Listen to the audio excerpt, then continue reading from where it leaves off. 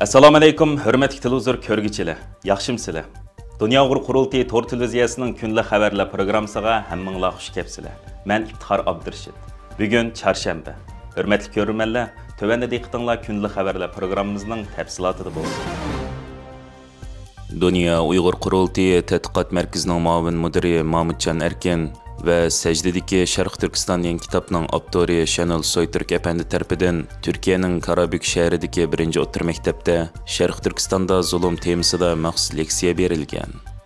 Şarkı Türkistan'daki zulümge dikkat temasida elip berilgan bu faaliyetini Karabük şehirlik Kesbi Texnik Mektebining mudiri Fatih Arslan orunlaştırgan bolup, Secdedeki Şarkı Türkistan yeni kitapının avtori Şenol Soytürk Efendi Şarkı Türkistan'ның köz işi ve men tadqiqot elip bargan zulüm temasida maxsus leksiya so'zlab, özünün Türkiye'deki Uygurlar bilen elip bargan ziyaret xatirisini asas qilib, faktlar orqali Şarkı Türkistan'daki irqiy qirg'inchilik, Xitoyning assimilyatsiya ve qirg'inchilik siyosati, Uygurlar duch kelayotgan Xitoyning vahshiyona qirg'inchilik siyosatini tonishtirib, özünün bir o'qituvchi ve ilmiy tadqiqotchi bo'lish sifati bilan Şarkı Türkistan'ga sayohat qilish maqsadi bilan necha qatim Türkiye'deki Xitoy konsulxonasiga viza uchun iltimos qilgan bo'lsa-mu, Xitoy konsulining hech qanday javob bermaganligini so'zlab o'tib, Xitoy hukumatining Uyg'urlarga qarata yurgizgan qirg'inchilik siyosatini yoshirish uchun turk tadqiqotchilar va Uyg'urlarning fojiasini biladigan kishilarning haqiqatni ko'rishni xohlamaydiganligini va Sharq Turkistonni ziyorat qilishga ruxsat qilmaydiganligini,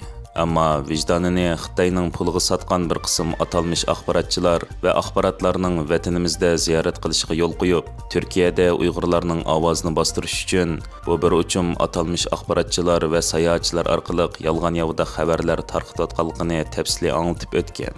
Şenol Soytürk Efendi leksiyasida Uyg'ur irqiy qirg'inchiligining mohiyatini ve işgal ostidagi Sharq Turkistonni anglatish bilan birga bu leksiyaga qatnashgan yoshlarga chaqiriq qilib, Türk dunyosining ve Türk yoshlarining Sharq Turkiston davosiga ega chiqishining Mahmud Qashqariga, Yusuf Xasajibga, Sultan Tuqbug'roxonga ega chiqish ekanligini ta'kidlagan. Bu faaliyatda Dunyo Uyg'ur qurultiyi tadqiqot markazining muavin mudiri Mamutjon Erkin Sharq Turkistonning tarixi, Yangi Ipak yo'lidagi strategiya jihatdan muhimligi, Sharq Turkistonning yer osti va usti boyligining mo'lligi va Uyg'ur davosining hozirgi taraqqiyot ahvoli, Dunyo Uyg'ur qurultiyining xalqaro sahnalarda elib berayotgan diplomatik va lobby faoliyatlarini tanishtirgan. Mamutjon Erkinning bildirishicha, leksiya o'rinlashtirilgan zalga o'quvchilar sig'maganlik uchun orqa-orqadan 2 qatim leksiya o'rinlashtirilib, o'xshash kunda o'quvchi va o'qituvchilarning talabi bilan 2 qatim faoliyat elib berilgan. OpenAI shirkati Uyg'urlar nazorat qiladigan texnik talab qilgan Xitoy hisobotlarini cheklagan. Reuters agentligining xabarida bildirilishicha, sun'iy aql texnikasi shirkati OpenAI, ya'ni ChatGPT Xitoyning bu sistemini ishlatib, keng ko'lamlik ijtimoiy taratqularni nazorat qilish, tekshirish va maxsus sun'iy idrok orqali kuzatish sistemasi uchun loyiha va tashviqot materiallarini tuzishni talab qilgan Xitoyga chetishlik tashkilotlarning bu aptiki hisobotini cheklagan. OpenAI shirkatining eng yangi tahdid dokladida bayon qilinishicha, Xitoyda ochilgan yoki Xitoyga munosabatlik bu hisobotlar sun'iy idrok texnikasini ma'lum davlatlarga qarata josuslik va iz qo'g'lash harakatlari uchun qonunsiz ishlatganligi isbotlangan. OpenAI shirkati bu haqda biz yana bir ishlatgichini chekladik. Bu hisobot hukumat organiga chetishliq deb qaraymiz. O sun'iy aqldan xatarlik darajasi yuqori Uyg'urlarning ChatGPT'dagi va internet dunyosidagi harkat statistikasini tekshiradigan bir loyiha yezish haqida yordam so'ragan deydi. Mazkur shirkatning bu vaqtdagi bayonotida bu loyihada kishilarning qatnash biletlarini, harakat liniyasini tahlil qiladigan va ularni saqchi xotiralari bilan selishtiradigan bir loyiha tasvirlangan bo'lib, bu orqali Uyg'urlarga chetishlik va xatarlik darajasi yuqori deb turga ayrilgan kishilarning sayohat harakatlari to'g'risida baldur ogohlantirish berish ko'zda tutilgan.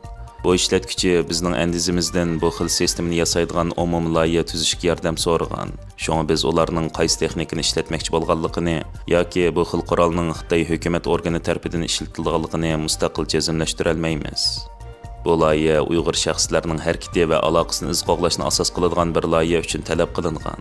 Bu sababdan ko'zdish va yomon g'arazli kodlarni tekshirish qatorliqlarga qarshi turish siyosatiga asosan bu hisobotlar darhol cheklandi deganlarni bildirgan. Amerika Xitoy savdo urushi keskinlashmoqda. Amerika prezidenti Donald Trump 1 noyabrdan boshlab Xitoydan 100% tamojna beji oldiganligini e'lon qilgandan keyin Xitoy savdo ministrligi to'g'rida e'lon qilgan bayonotida biz tamojna beji jangini xohlamaymiz, ammo biz urushdan qo'rqmaymiz deb Amerikani suhbat orqali ixtilofni hal qilishga chaqirgan.